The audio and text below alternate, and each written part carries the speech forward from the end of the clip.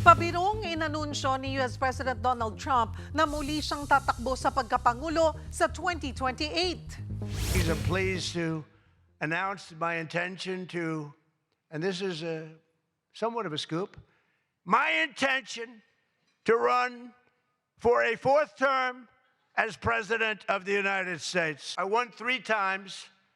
Now I'm going to do it again. Thank you. I'm going to do it again. Sinabi ni Trump yan sa White House Correspondents' Dinner noong Biyernes dahil gusto raw niyang isalba ang ratings ng media. Nagsuot pa nga siya ng pulang sombrero na may nakasulat na Trump 2028. Sa ilalim ng konstitusyon ng Amerika, hanggang 2 terms lang dapat mamuno ang Pangulo. Samantala, viral ang isang lalaki na tila ginagaya si US President Donald Trump habang nagsasalita ito sa isang rally sa Georgia. Pahayag naman ng lalaki, hindi raw ito pangungutya. Isa raw siyang Trump supporter at natuwa lang daw siya na makaupo sa likod ng presidente.